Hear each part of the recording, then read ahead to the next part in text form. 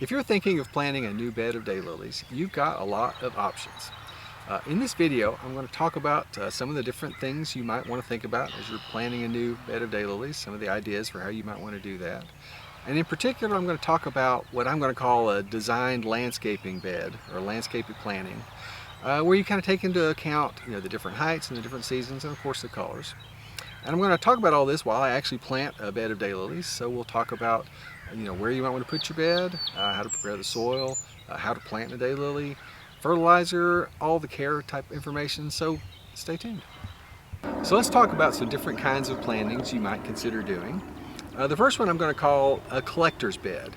And one of the great things about daylilies, you may know, is that they just come in such a wide range of varieties available. There have been literally thousands of daylily varieties introduced.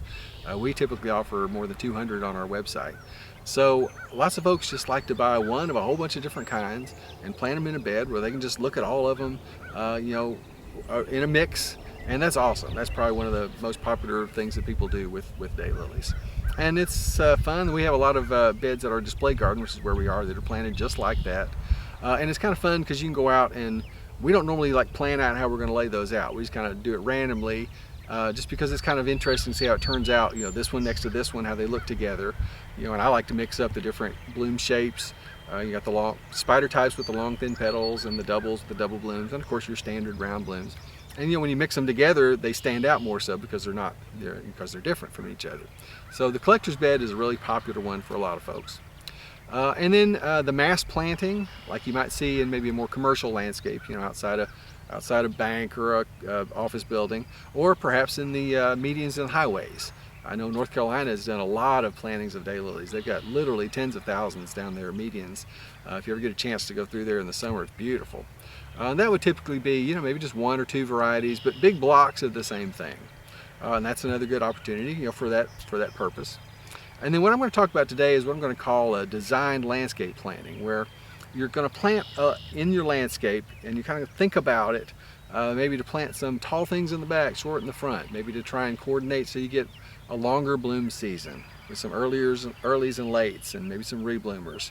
And you're probably not going to plant maybe just one of each kind. You're probably going to plant a few of each kind because, oftentimes in landscape, I think at least that if you plant, three of a kind or more, it just gives more of a pop. It's kind of like a bunch of the same thing, just gives more of a pop of color in the landscape like that. So that's what I'm going to talk about today in this video, is the designed landscape planting. So the bed I'm going to be planting in is at our display garden. You see it here behind me. One of the nice things about having a nursery is I own a 6-foot tiller, so it took me longer to get the tractor than it did to till this up. But I worked up the soil, which is what you'll want to do before you plant your daylily bed. And talk about where to put your daylilies. Daylilies like full sun. That's going to be their happiest place. But as long as you get half a day of sun, 6 hours or so, they should be fine. But they definitely are a sun plant, not a shade. As far as what kind of soil, they're not really particular. We have pretty good soil here in Tennessee, so typically I just use what we've got. But if you've got really heavy clay or real sandy soil, you might want to mix in some organic material. But they're not real picky. They can do well in a range of soil types. So when I was deciding what varieties I wanted to use for this bed, I thought about 3 different things. I thought about the color, and I thought about the height, and I thought about their bloom season. Now, as far as colors go, there are lots of different combinations that are going to look good. That's up to you, which thing you like.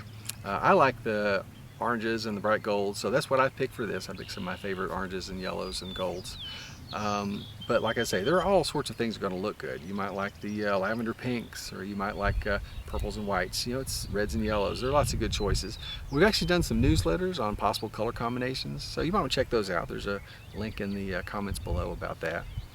And then as far as the heights go, daylilies range from 12 inches, 15, 18 inches, all the way up to, our tallest one is 5 foot tall or taller. So you got a lot of options in there. There are a lot, of course, in the middle, between 24 and 36 inches, where most of them are going to lie. But I took into that account, picked some tall ones for the back and some short ones for the front. And then the seasons, here in East Tennessee, our earliest bloomers are going to start in mid to late May. And then the ones that are listed as late season for us won't start until the end of June or even early July. So if I mix some of our earliest bloomers and some of our late bloomers, We're going to have some that are kind of in their peak bloom all the way through, definitely the whole month of June and on into the first part of July. And then rebloom is a nice trait, which some daylilies have, and they will bloom and then bloom again. It's got its limitations. You're never going to get as much bloom on the rebloom as you had on the first time, and some colors there are a lot more rebloomers available in golds and yellows, for instance. But if you can get it, it's a nice trait. So I picked one variety in particular that's a really good rebloomer to try and extend maybe even past summer, maybe get some bloom on into the fall. Now, just a reminder, in your area, if you're further south than us down in Florida, your bloom's probably going to start maybe late April. And then further north of us, your bloom may not start until late June. So it's all relative, what the seasons mean. But all the daylilies that we offer, you can look on the product pages and it shows early, mid, late, etc. And rebloom if it's a rebloomer. So I picked 4 varieties to use in this bed. The first one I picked was a variety called Stella d'Oro, and this is undoubtedly the most widely planted daylily that there's been. And the reason it is so widely planted in a lot of commercial landscapes and mass plantings in particular is because it's a really good rebloomer.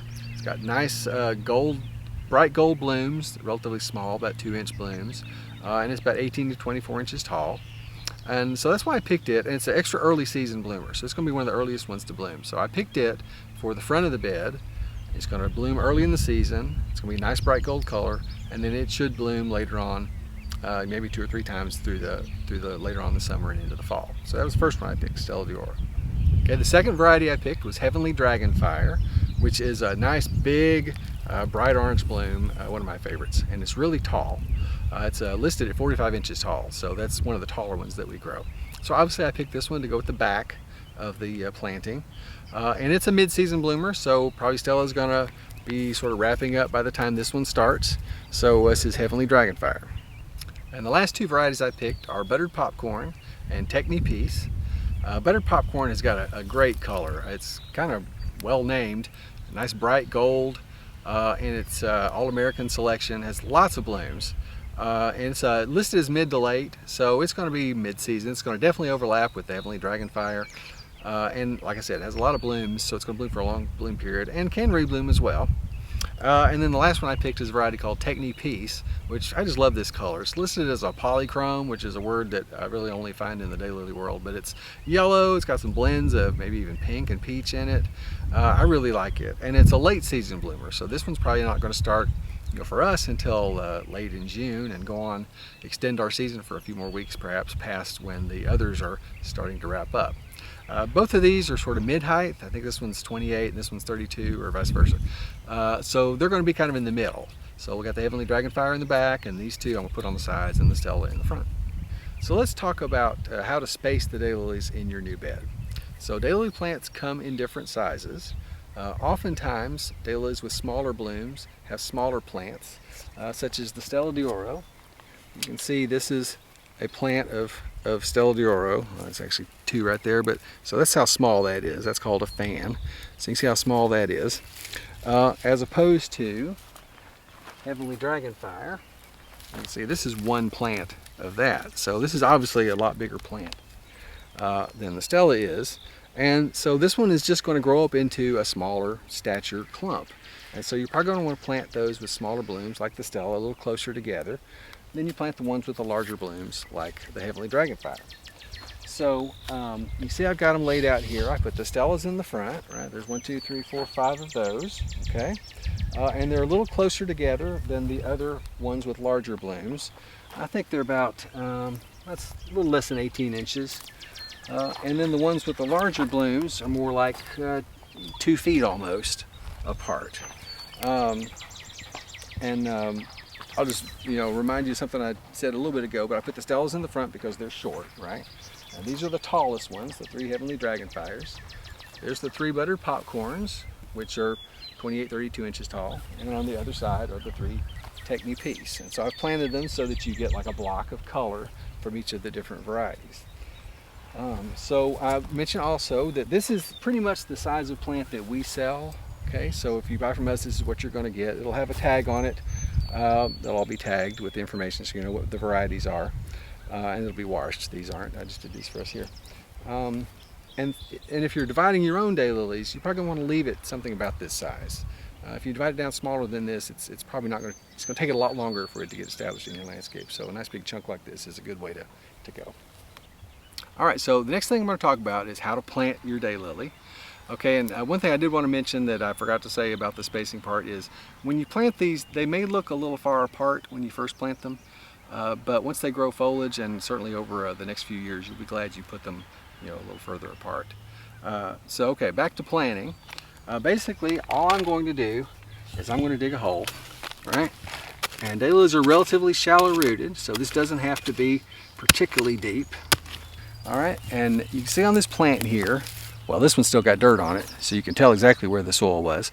But you see the white between the green and the roots? This is about soil level, so they're not very deep, right? So I'm going to sit that in there about like that, and that's as deep as it's going to need to be, right?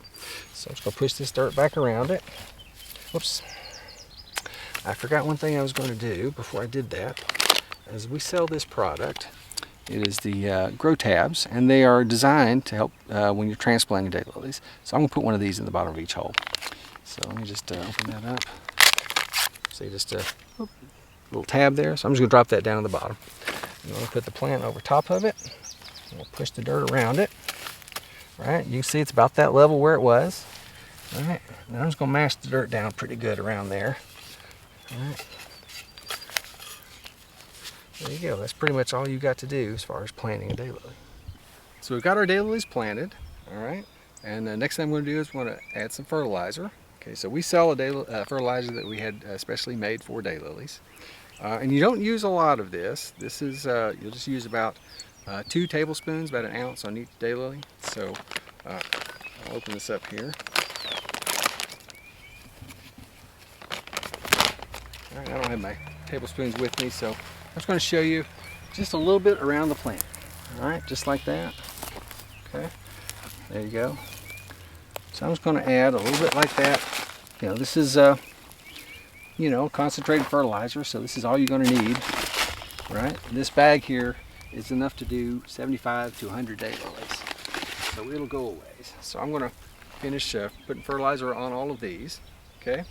And then after that, I'm going to come back and add some mulch over the top, right? I'm going to use wood chips because that's what we have handily available, but they're not picky. Whatever mulch you've got should be fine. And then the last thing I'm going to do is I'm going to come in and water them in really well. And when I say water them in well, I'm going to try and give them at least 1 inch of water a week, at least for the first few weeks. That's best for them all through the season for best performance, but certainly the first few weeks after you plant, if you can water them a couple times, a really good soaking 2 or 3 times a week, that's probably enough. But that's what I'm going to do for these newly planted daylilies. As long as I'm mentioning fertilizer, I would just say the best times to fertilize are when you plant, and then spring is a great time, and then sometimes folks will also fertilize again in the fall. That's optional, but you can do that if you like. So I hope you enjoyed the video. We've grown daylilies for over 40 years, so we love to talk about all things daylilies. So if you have any questions about this video or anything else daylily related, you can put it in the comments below, or all of our contact information is on our website.